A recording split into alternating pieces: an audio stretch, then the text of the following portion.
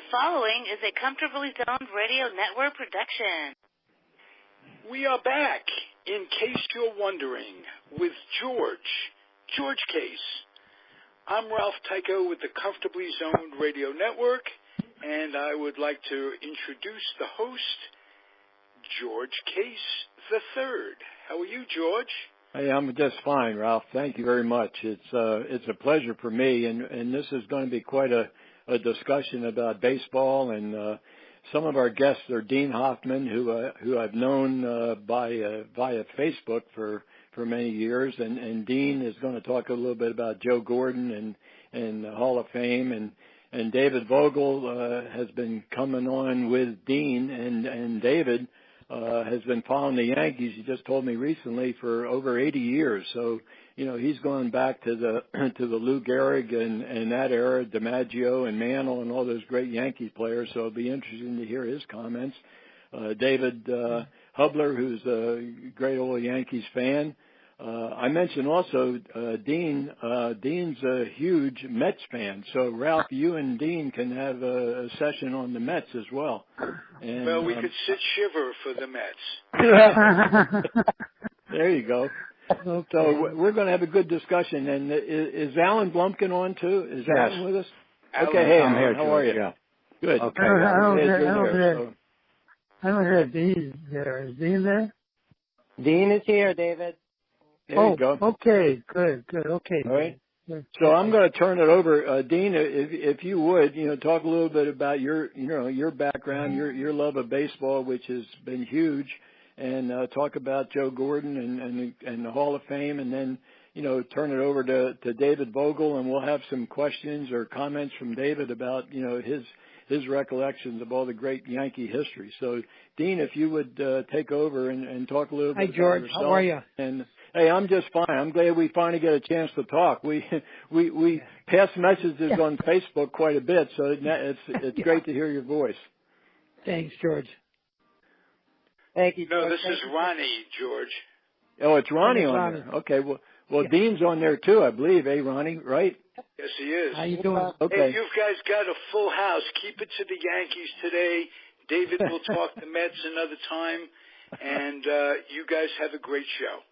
Well, that's great. Okay. So Dean, if you would, talk a little bit about the Yankees, Joe Gordon, and, we'll go from there. And then, David can pick up and talk about his recollections of all the great Yankee teams. So, Dean, help yourself, please. Absolutely. Thank you, George. Thanks for the invite on the show. Yep. I have been a baseball fan since I was able to be out of diapers. My dad made sure of that. He always told me growing up about this guy, Joe Gordon, on the Yankees, how great a second baseman he was and a clutch hitter, and how he saw him play, and he emulated his style as a second baseman himself, playing in the Bronx Sandlots after Joe Gordon actually caught a foul ball of his in a game, and his brother lost the ball, so he never forgave him for that. And all my life, all I said is Joe Gordon should be in the Hall of Fame. Joe Gordon should be in the Hall of Fame. If Bobby Dorr is in it, then Joe Gordon should be in it. And I said, that's nice, but I was a Mets fan, so I didn't pay attention. But long and the short of it is, my dad, in his advanced age of 92, in 2008, I had heard through the Veterans Committee that Gordon was up for election to the Hall of Fame. And I said, what a fantastic opportunity if he actually got in from my dad to see that while he was still alive. And I was following every minute of it, the election results, and I think it was 201 in December of 2008 when they announced it, and I was thrilled. I got goosebumps, almost had tears in my eyes of excitement, knowing how excited he would be. So I immediately picked up the phone to call him before he heard it on the news, and I said, are you sitting down? And he goes, yeah, what's the matter? I said, nothing's the matter. I just want to be the first one to tell you that your boy, Joe Gordon, made it to the Hall of Fame. And he was quiet for a few seconds, and then he goes, it's about damn time. It was great. A moment we will never forget. And I said, all my life, all I heard is how great Joe Gordon is, and my dad actually he was a Yankee fan, from 1927 when he went on a class field trip to Yankee Stadium. So he was a huge fan until 1946 when the Yankees traded Gordon to the Indians for Allie Reynolds. And he said, that's it, I'm now going to be an Indian fan. And he became an Indian fan because he was that devoted a fan. Funny. So I said I just couldn't let this moment go and just tell him that Gordon made the Hall of Fame. I got to do something different. So I happened to hear a radio broadcast from Jeff Idelson, the president of the Hall of Fame, interviewing Joe Gordon's two children, Judy Gordon and his son, Joe Gordon Jr. And I heard the broadcast, and they mentioned where they lived, and they said Judy was the oldest. So I said, you know what? I'm going to look her up. How cool would it be to have her speak to my dad and just have a conversation about her dad? And sure enough, there was one Judy Gordon listed in the entire state of Idaho, and I called her up and left a message, and I said it would be an honor if you were to speak to my dad. And a couple hours later, I got a call back on my cell from an unknown number, and sure as heck, it was Judy Gordon. And she said, I got your message, and I would love to speak to your father. It would be my honor. And I set up a call about 2 weeks later. Didn't tell my dad and his brother to come over to the house, and I didn't tell him why, and set up this call. And we started documenting their memories of Joe Gordon playing, and all the stories were coming through. And I said, oh, by the way, guys, I just recently met somebody who's a huge Joe Gordon fan. Would you like to speak to them? And they said, yeah, sure. And I got Judy on the phone, and they started talking. Had no idea who she was. And then within a couple of minutes, I said, oh, by the way, guys, this is Judy Gordon, Joe Gordon's oldest child. And they looked at each other like, oh, my God. It was fantastic. It was roughly a half-hour conversation, and the stories that were going back and forth, and it was wonderful. It was heartwarming to see, and I'm so glad that my dad and his brother, who since passed on also, chance to see that and get the chance to meet with her. So because of that, Judy was so moved by people that were her father's best fans, biggest fans, and we didn't know David Vogel was hiding in the bushes at that time. It was a huge joke. They'll tell you about that. I can't wait to hear that story. But she ended up sending us 4 invitations to join the family at the induction ceremony in Cooperstown the following July. We were floored. Wow. It was just such an honor to be able to, my son and I, who just turned 13 and literally just had his bar mitzvah a month earlier, we ended up going as representatives to my dad and uncle at the Hall of Fame induction ceremony, and we got to meet several of the Hall of Famers. We sat in the second row behind the Gordon family, got a private tour of the museum. I met so many wonderful people there. It was just an unbelievable experience, and George knows this as well, but as we're sitting there and Judy's giving her speech, her induction speech, she said, and I'd like to thank 2 of my dad's oldest and greatest fans, Ben Hoffman and his brother Ed, watching on television. She actually mentioned them on stage. I mean, in the 7-8 minutes that she had, she was warm enough to do that, and it just floored us. And never again. You know what, Dean? I'm glad you mentioned that, because that's the first time I think you and I started to talk about that. And you had mentioned Joe, and I said that my dad and Joe were good friends, but I didn't realize at the time until I saw it later that Judy had mentioned you in her Hall of Fame speech, because I think she accepted the award for Joe up in Cooperstown, right? Yeah, she did. Absolutely. Right. Yep. It was just a wonderful situation, and that's how we started talking, George. And through that one phone call, I was able to meet you, Matt Dahlgren, and a whole bunch of other people. That has been such a fantastic experience, and it was all because of that, and all because of Joe Gordon. And like Judy says now, and by the way, Judy is in the process of, actually she's almost finished writing a book that's taken her several years to put together with all of the research on her dad. And I've been kind of helping her with some of the research involved, and that's been an honor for her to ask me to do that. And can't wait to read this book. David has gotten snippets of it. I've gotten I'm still there. Yeah. it's going to be fantastic. Dean, is there a publication date? I mean, have they gotten that far along, or is she still working on the manuscripts, or how's that work? As far as I am aware, David, correct me if I'm wrong, she's in the final process. Her son is helping her write the final chapter, the Cooperstown chapter. Right. And once she's done with that, they're going to take it to a publisher and try to get it published. Okay. The reason I was asking that because, as you might know, Vernona Gomez, who was Lefty Gomez's daughter, she and her son wrote a book about Lefty, and I'm sure David, is very well aware of that. And that they published that about a year or 2 years ago. She called me up and said, "Geez," she said, "I wish I had more stories that I could talk about your dad, because my dad and Lefty Gomez were actually teammates one day in Washington in 1943. His last major league appearance, he pitched for the Washington Senators." So there's a lot of history, and I've always maintained, Dean and David, baseball is really a very small world, and just what you're saying, you meet people and you talk to people and say, "Geez, I know that person," and that person leads you to somebody else. That's just the way baseball is. It's great, and I congratulate you on your efforts, and I know that you've had that. I guess you still have that website, Joe Gordon in the Hall of Fame. I think it's terrific. You've done a wonderful job. Thank you. I appreciate that, George.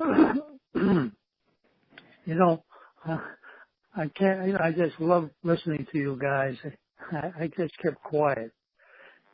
It's been just wonderful. You'll have to excuse me. I'm getting up there in years. I'm 95 years old, and I go back. Well, my brother took me to Yankee Stadium in 1936. I was 13 years old at that time. And that was the year that the Yankees won the World Series, and they won it 4 years in a row.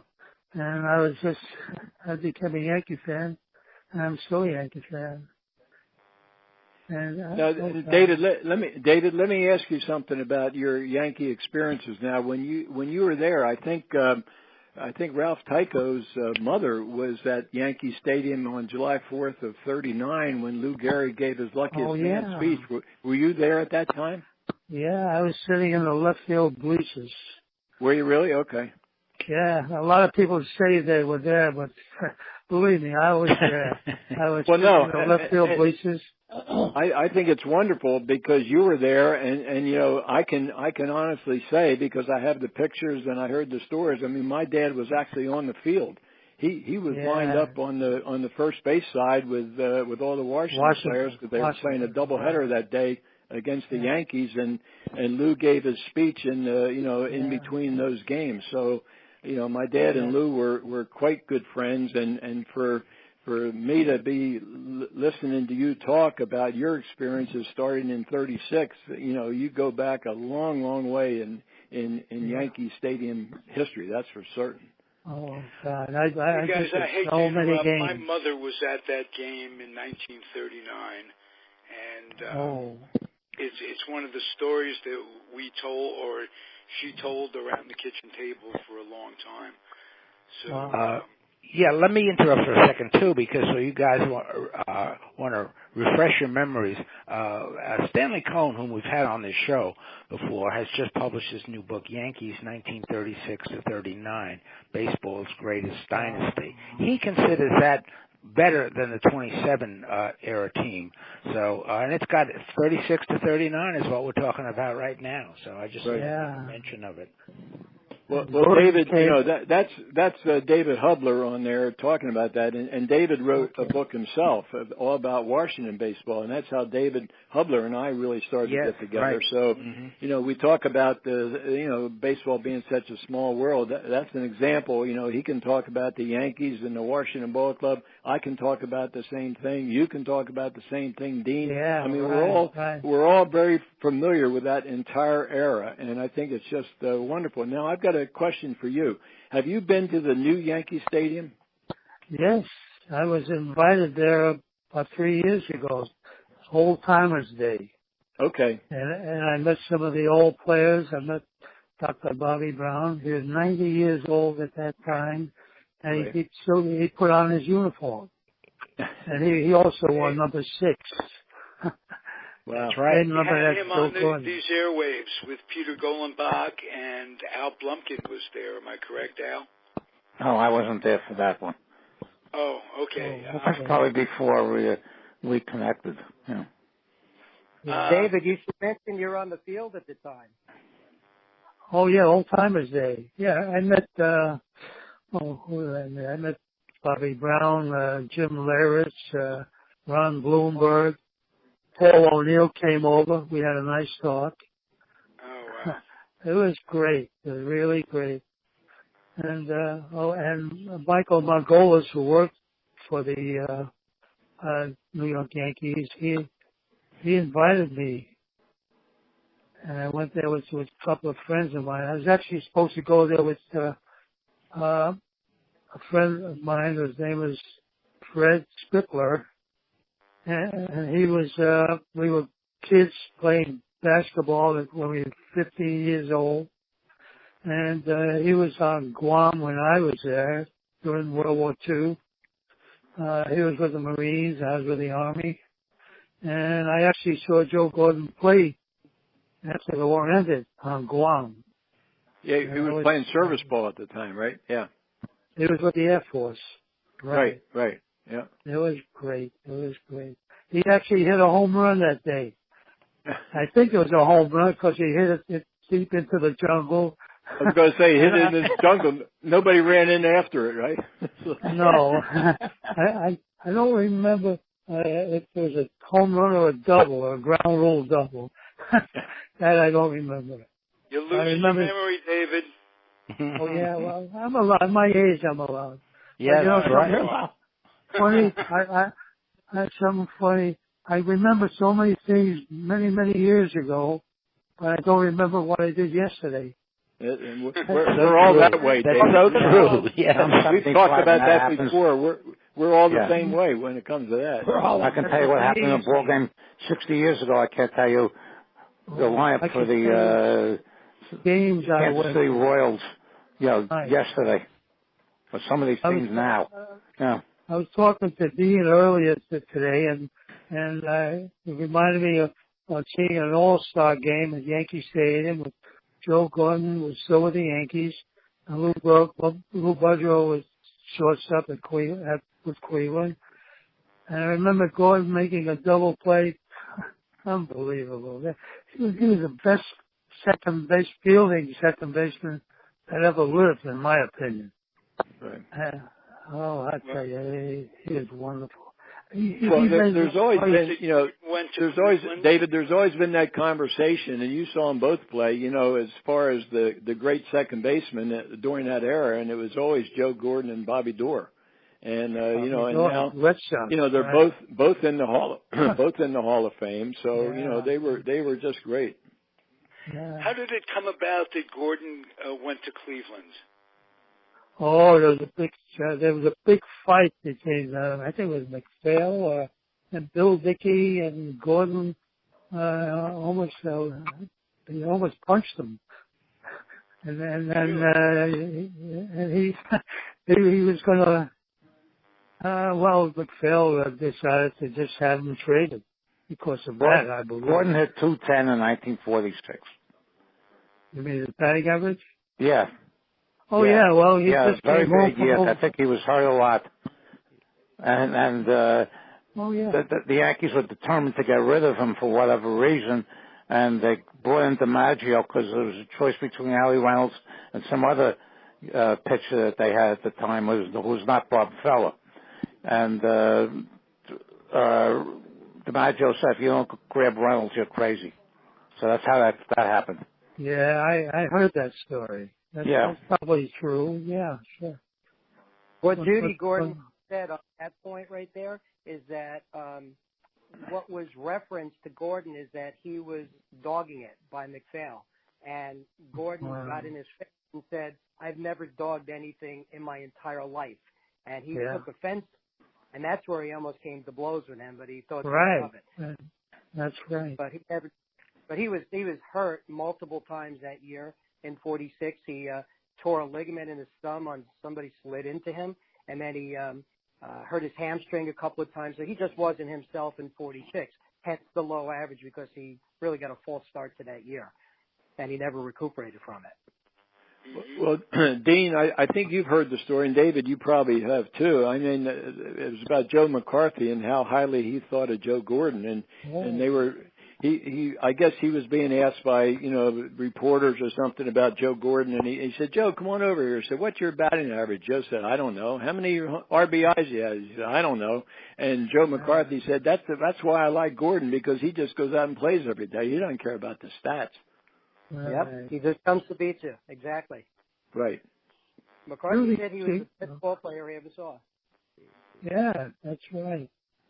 Judy Gordon sent me a flash drive a couple of months ago, and there was a few articles in it about what Babe Ruth thought of Joe Gordon and what Lou Gehrig thought of Joe Gordon, and then Joe McCarthy too.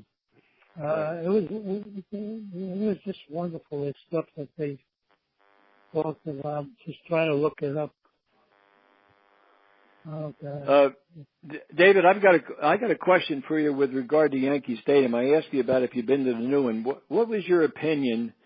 Were you in favor of the old house that Ruth built being demolished, in favor of the new stadium? I mean, I was against it because I said, for me, all the history was at the house that Ruth built, not at this new Yankee Stadium. Right. Well, it's a beautiful place. The new one is beautiful, but I like the old place better. Right. I remember the dead center was 461 feet away. I saw DiMaggio make a catch off of Hank Greenberg, caught by do you remember the monuments were out there? The monuments, right, sure. Right. Yep. And he caught a ball by the monuments. And they almost got a double play out of it because all the runners were running, Right. I think the throw to first base hit one of the runners, and I was just looking at this thing here about Babe Ruth credits Joe Gordon for Yankee dominance. Wow. Well, that's a lot of praise, that's for sure. I mean, that's terrific. And, David, you mentioned those monuments, and I've told people, of course, I'm showing my age too, but those monuments, as you know, they were in play. And, balls could be hit behind the monuments. I mean, they were in the three monuments. People said to me, well, when they were kids, they would walk out, you'd have to exit by the monuments, and they always thought that Miller, Huggins, and Gherig and Babe Ruth were buried there. Yeah. Kids thought that. Yeah. They said they're not buried there. That's their monuments. That's to honor their legacy. That's not their final resting place. Yeah, they used to make us go on the warning track and go out through the center field bleachers. Yeah, you couldn't walk on the infield. Yeah, I know. Yeah. Right. They had these orange jacketed guards, the people who were ushers.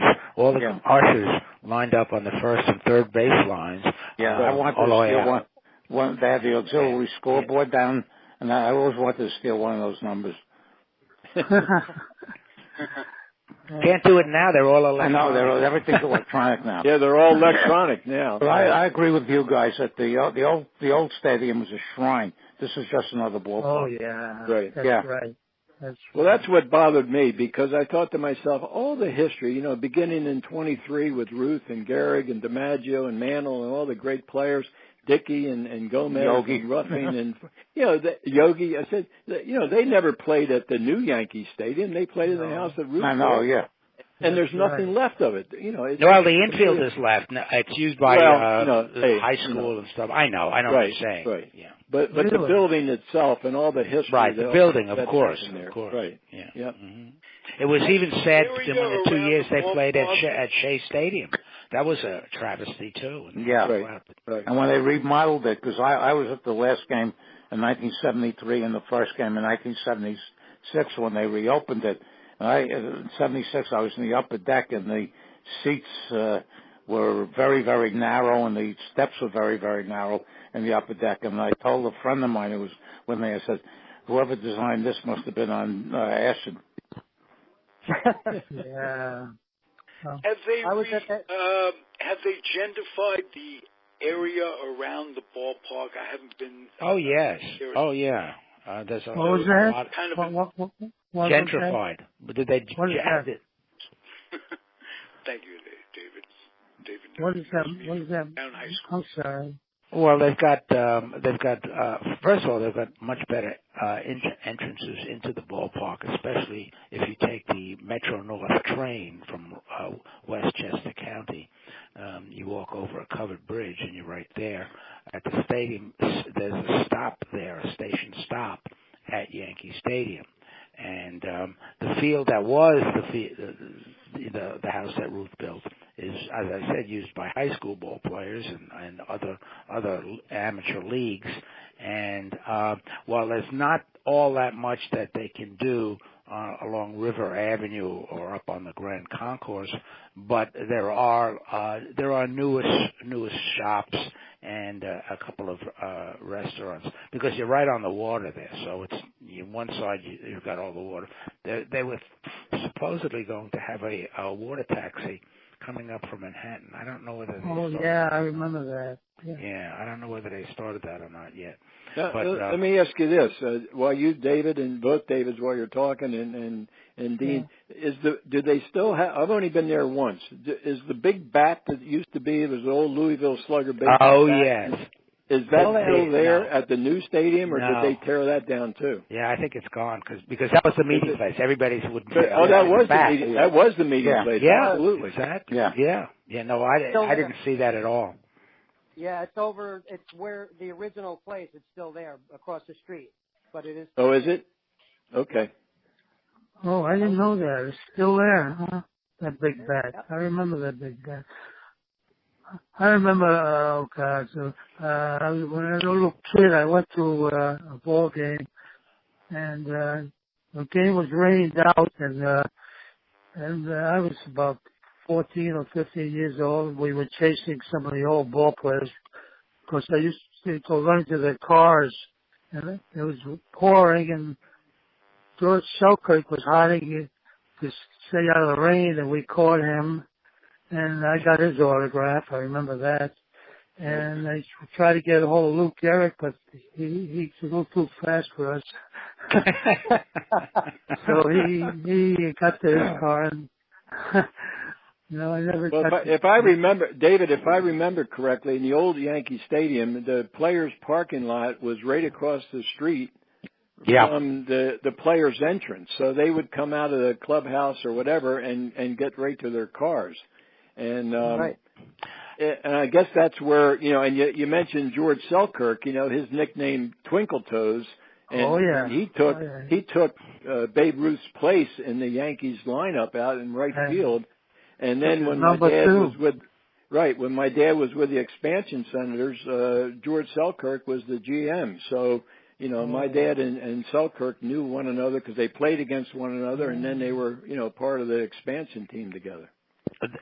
There's a photo that I've got on the wall on my desk, and I'm looking at it right now. It's a big black and white photo of the front entrance to Yankee Stadium, the old Yankee Stadium. And it's section 3, 4, and 5 signs there. And I don't know who took this, but I bought it. Somebody was coming around in our office, which they're not really allowed to do, and was selling these pictures. And of course, I bought one.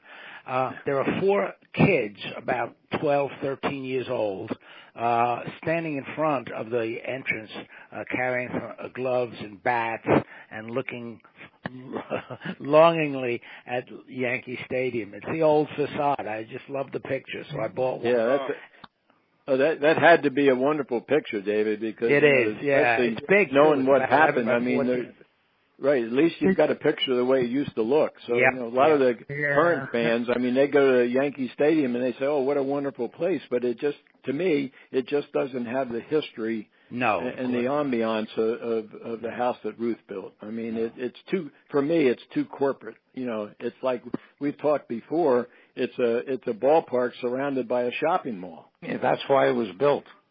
Yeah. Well, you know, the luxury boxes weren't that great, and all the rest of it, and that wasn't big enough for George Steinbrenner. Well, they all did that. I mean, I know they all did that. Yeah, that's why they got rid of all the old classic ballparks and put up these new ones because they were confined to city streets and basically they didn't have a lot of the amenities that they demand these days.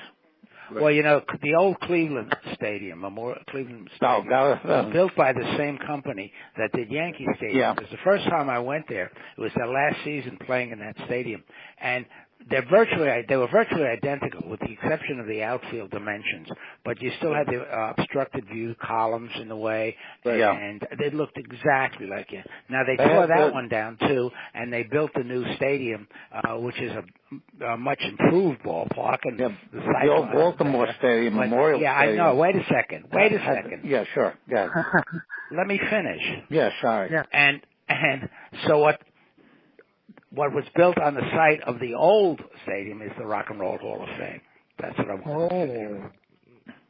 Wasn't that where you, David? That's where you were, I think, a couple of weeks ago. Yeah, right? I was at a convention there, but I didn't realize until I saw it that that's the site of the old Memorial Stadium. Right. Because that stadium was built right on the lake shore. Because my dad was playing with the Indians in '46, and it used to be cold as heck in there. And of course, I think that stadium right on the water. Yeah, it seated 78,000 or something like that. So you could get a crowd of 30 or 40,000. It was only half full. Yeah, the football stadium is adjacent to it, so it too is on the lake. But football fans don't care if it gets cold. Baseball fans do. I was there a couple of times when they had crowds of 10,000. Yeah. Hey, well, David, that's the thing. And Alan, we're talking about those old stadiums, Yankee Stadium, but you mentioned obstructed view. That's what a lot of fans, they didn't realize you could go up to a ballpark in the old days and they get a ticket for less expensive. And it would be marked on there, obstructed view, and that meant you were sitting behind a girder. And in 1957. Oh, yeah, I remember that. In June 1957, a friend of mine and I went up for a big doubleheader between the Yankees and the White Sox. And we got up there, we're 14 years old, and the grandstand line was a mile long. So we made a very big decision for 14-year-olds with very little money. We bought 2 obstructed views right behind home plate. And what happened was that by the 5th inning of the first game, there were 2 seats that on the other side of it that were vacant. We went there and nobody showed up. So we were able to get that for $2.10. But you're right, they did have obstructive view marked on the ticket, and you did have these girders right in front of you. Right. It's funny you say that about obstructed views. I remember my first game at Yankee Stadium. I was a young kid. My mom took me there, had no idea where the tickets were, but we ended up sitting behind first base, and it was a boring game. It was the late 60s, and, there was very little action in the game. Late in the game, probably around the 8th inning, all of a sudden the crowd starts getting up and cheering like something happened on the field. I looked around, and I'm sitting behind a girder. So I can't see home plate unless I crane my neck. So what happened to the field that I missed? And then all of a sudden I crane my head to the right, and there's number 7 coming out to pinch hit on the Yankee on deck. So it was Mickey Mantle. But I didn't know. Why was everybody cheering? There's no action. But that was your first look around the girder, and there's Mick. There's Mick. Exactly. Yeah. Well, that's what somebody told me. Of course, the new stadiums, they're all cantilevered, so they don't have to do it. But I think there is one ballpark that has girders, but they have them in the back. So, you're not really obstructed the way it used to be. But I can remember a friend of mine said he wanted to go. I was in Chicago on a business trip. He said, boy, I got tickets for the Cubs. I'd love to go. And so we got to the box office and obstructed view, and he said to me, he said, "What's that mean?" I said, "I'll tell you what it means. It means you're behind a girder." And so, and we got there, the same thing you were talking about now. We got there, and there were a couple seats in front of us that weren't occupied, so I said, "Come on, we're going to go down and sit in front. I like to watch the ball game. I don't want to watch the girder." Right. Hey, may I ask about Joe Gordon's post-playing day career? Did he coach? He managed. He also managed. He did. He was traded by that Cuckoo Lane, if I'm not Jimmy Dykes was the manager. They traded Cleveland, but I think it was... He managed I think he was the first manager of the Kansas City Royals also. That's correct. Yeah, but Lane traded him because he didn't hire him. No, Lane was like that. He was the manager of the Kansas City A's, not the Royals. No, he was the Royals. He was the first Royals manager. Both of them. Actually, I think he managed both of them. Right. For the of the Royals, but he also had managed the A's earlier. And after his playing days, he played with the Sacramento Solons in the Pacific Coast League. He's actually a player manager for them, and I'm just looking it up now. His first year was 51. He hit .299 with 43 homers and 136 RBIs in 148 games. So he did pretty well. And I think one of his players, a pitcher in this case, was Marshall Bridges up in Sacramento. Bridges. Lloyd Bridges? No, Marshall Bridges. No. Marshall Bridges. Marshall Bridges. He had a great curveball. I know there was a Bridges. I forget. Can I say something? If I'm not mistaken, Al Downing was the first black player. We had him on, first black pitcher with the Yankees. Right. Marshall Bridges came right around that time. Marshall Bridges was there in 1962. Tommy Bridges. Was there a Tommy Bridges? Yeah, he was the ace of the Tigers in the 30s. Yeah. Right. Yeah. That's the one I was thinking about. Yeah. Right. Yeah, Thomas Jefferson Davis Bridges. That was his full name. He's from we have a when my dad was playing, when he took the film, have a picture footage of Tommy Bridges, and my dad remarks in the film, he said, "Yeah, Tommy Bridges is pointing at me. He said, Case, I'm going to hit you in the feet next time so you don't run." So. Hey, let's have a little commercial for your film, because your film is sponsoring Comfortably Zoned Radio Network. So, George, thank you, Ralph. The film and Dean and David and Alan, we've talked about it. I mean, it's a history of World War II era baseball. It was all the colored footage and narration. My father and Mickey Vernon, and it traces the years from about 39 to 46.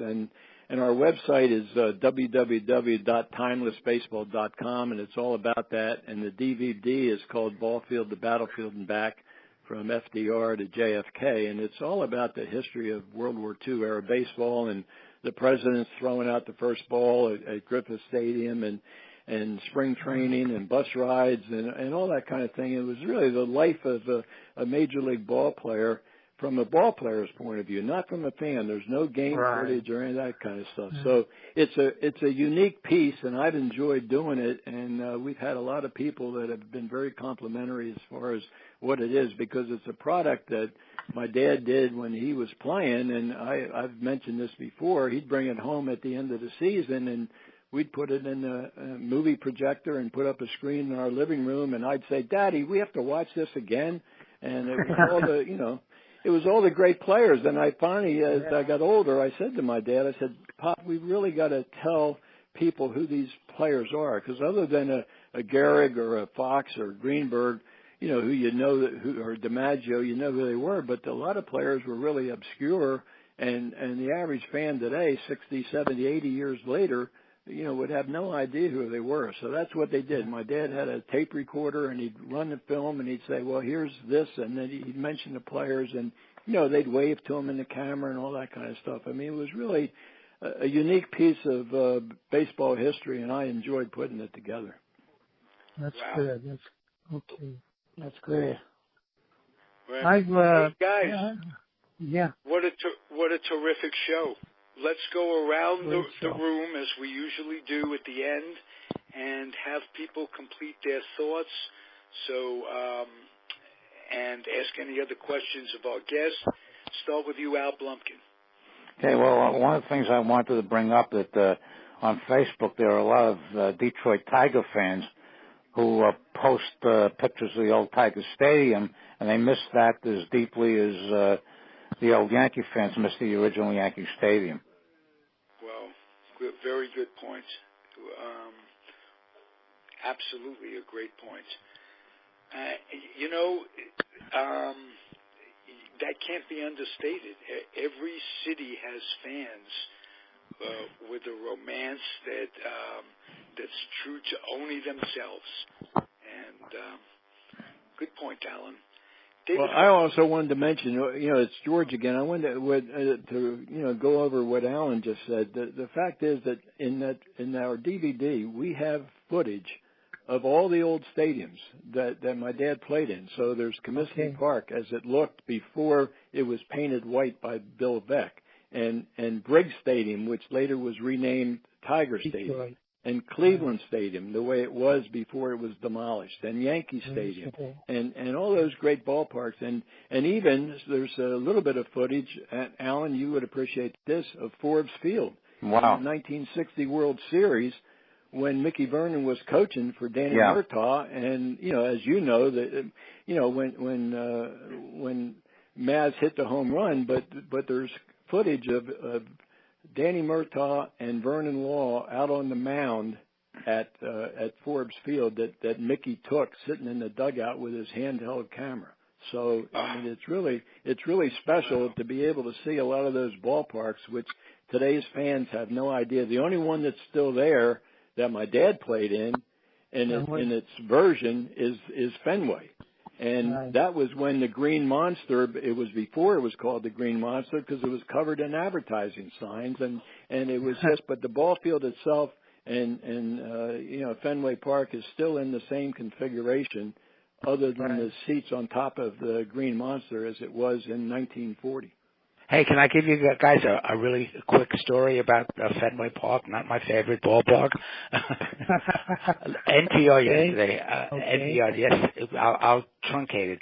Had a narrative by this fellow who was with a friend, and the friend had worked as the PR guy for the original New England Patriots early on in the season, and so they were able to get so they could get a tour of the new stadium that was being built in Foxborough for the football team. And as they were going around, there were construction guys out there working, and they had hard hats on, and a section of the new stadium collapsed on both of these guys. The guy who was telling, the narrator was telling, he was fine. The other guy wound up with this big nail through his hand. And they rushed him to the hospital. He was bleeding profusely. Anyway, they did remove the nail, and the two friends decided that nail was a lucky nail. So they went back to the new stadium, and they put it in. They hid it in the stadium as it was being completed. And sure enough, the Patriots started out by losing the first couple of games, and then they wound up winning the Super Bowl. So they thought, well, this is really a lucky nail. And they wound up finding it. They went back and got it, and one of them said, we ought to put it for the Red Sox. They're avid Red Sox fan. We should put it hard in Fenway Park. Put it in Fenway Park. Mel Gibson's hand. What's Mel Gibson have to do with it? I don't know. He's just a different. So anyway, they wound up, and the one guy who had the nail snuck into the scoreboard by the Green Monster. He was not allowed to be there, but he hid the nail in there, and that was the year that the Red Sox broke the curse. So they think this nail, and it's still hidden in there somewhere in Fenway Park. They think the nail is what brought the Red Sox, the end of the curse, because they have no evidence to the contrary. Hey, Ralph, let's find that nail and bring it to Ballfield, pronto. Yes, absolutely. Let me say one guys, thing. Yeah. Go ahead. Can I say one thing? Yes. Please.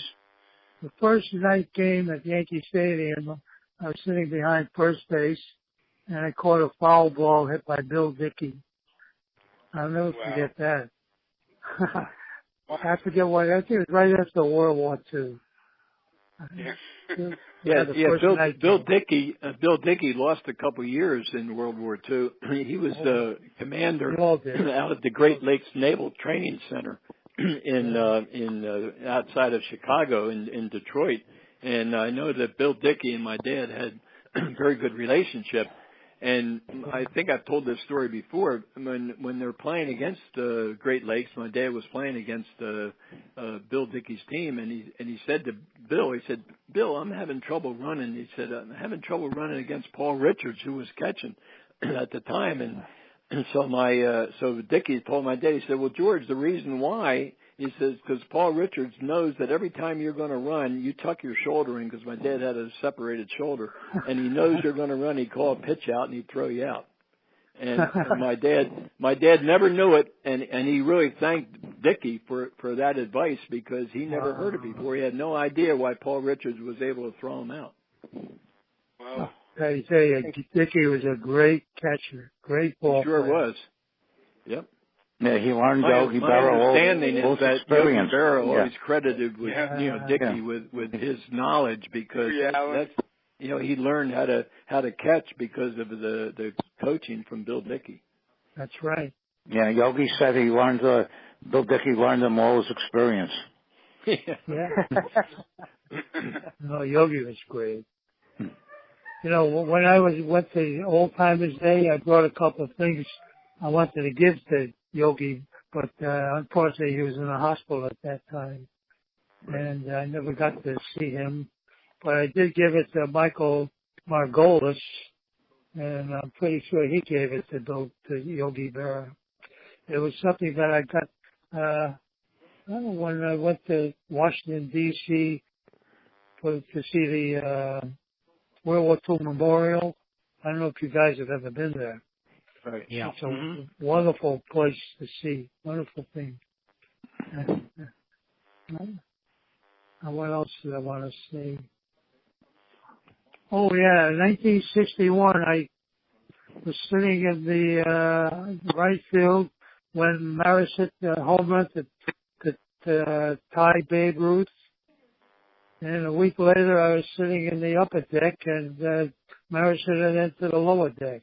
So that was I remember that. 61, wow.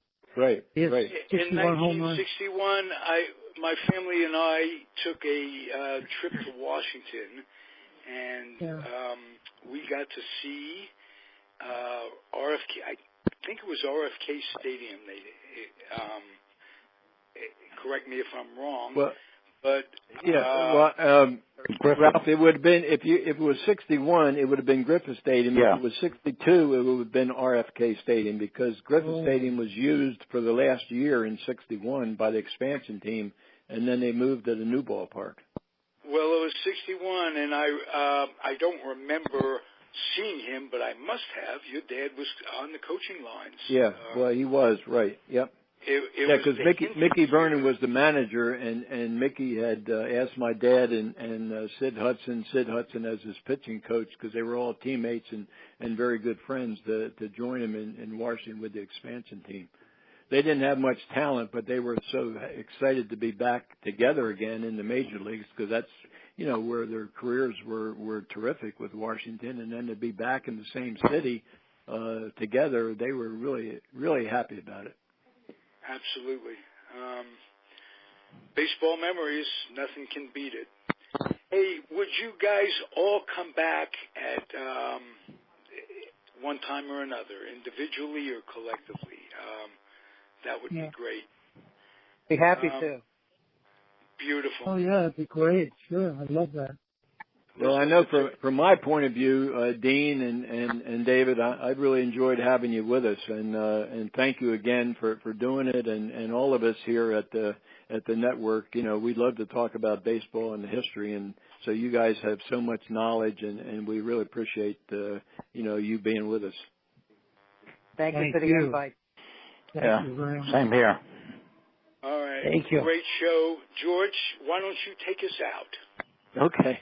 Well, thanks again, everybody. And, this is, in case you're wondering, with George, and I appreciated, Ralph of the Comfortably Zoned Radio Network, and we enjoy talking about baseball history and the history of our great game, and we have enjoyed it and look forward to talking to you all again. Thank you.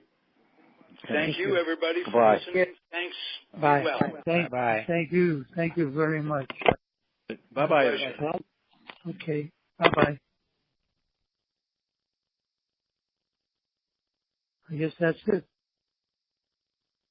Shall I hang up?